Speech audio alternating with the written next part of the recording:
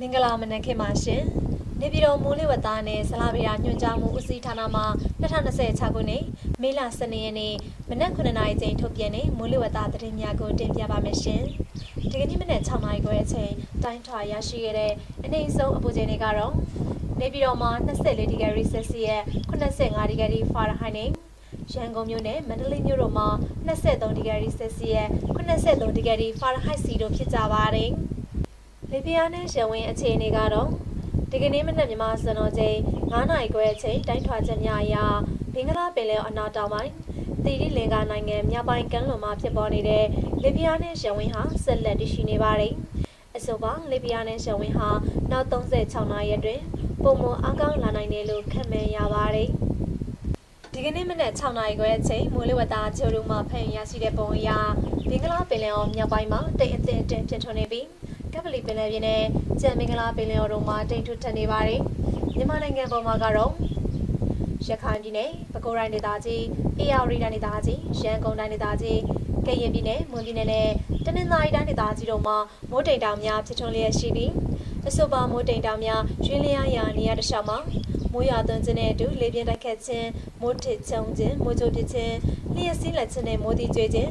စားတဲ့မိုးလေဝသဖြစ်စဉ်များဖြစ်ပေါ်နိုင်မှသဖြင့်ကျိုးတင်သတိပြုနိုင်မှရဲ့အကြံပြုအပ်ပါတယ်။ကျန်တိုင်းဒေသကြီးနဲ့ပြည်နယ်များမှာတိမ်အထင်တက်မှာတိတ်တွထက်နေတာကိုတွေ့ရပါတယ်။မြမပင်လယ်ပြင်မှာ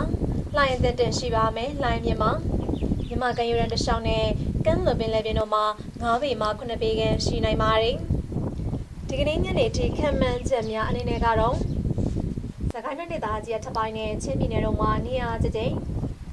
ကချင်ပြည်နယ်ရှမ်းပြည်နယ်မြောက်ပိုင်းစကိုင်းတိုင်းဒေသကြီးအောက်ပိုင်းမန္တလေးတိုင်းဒေသကြီးမကွေးတိုင်းဒေသကြီးနဲ့ရခိုင်ပြည်နယ်တို့မှာနေရာစစ်စိမ့်နေပြည်တော်ရှမ်းပြည်နယ်တောင်ပိုင်းအရှေ့ပိုင်းကယားပြည်နယ်ပဲခူးတိုင်းဒေသကြီးအေရဝတီတိုင်းဒေသကြီးရန်ကုန်တိုင်းဒေသကြီး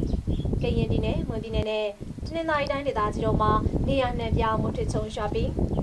အေရဝတီတိုင်းဒေသကြီးနဲ့ရန်ကုန်တိုင်းဒေသကြီးတို့မှာနေရာကွက်၍မိုးကြီးနိုင်ပါတယ်။နေပြည်တော်နဲ့နီတဝိုက်အတွက်ဒီကနေ့ညနေထိမိုးလေဝသအခြေအနေခန့်မှန်းချက်မှာ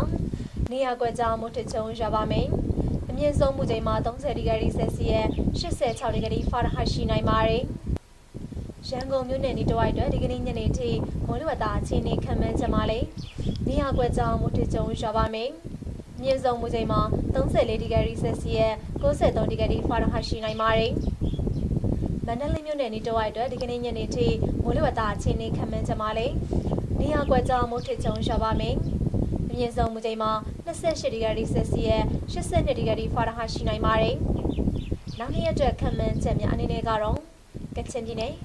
စကိုင်းတိုင်းဒေသကြီးအထက်ပိုင်း၊ရခိုင်ပြည်နယ်၊နေပြည်တော်၊ကယားပြည်နယ်၊ပဲခူးတိုင်းဒေသကြီး၊အေရဝတီတိုင်းဒေသကြီး၊ရန်ကုန်တိုင်းဒေသကြီး၊ကရင်ပြည်နယ်၊မွန်ပြည်နယ်နဲ့တနင်္သာရီတိုင်းဒေသကြီးတို့မှာနေရာကျကျမှနေရာစစ်စိမ်မှုထစ်ချုံရွာနိုင်ပါတယ်။အခုတင်ပြခဲ့တာကတော့ဒီကနေ့မနက်9:00နာရီချိန်ထုတ်ပြန်တဲ့မိုးလေဝသသတင်းများပဲဖြစ်ပါတယ်။ကိုယ်စိတ်နှဖျားကျန်းမာချမ်းသာကြပါစေရှင်။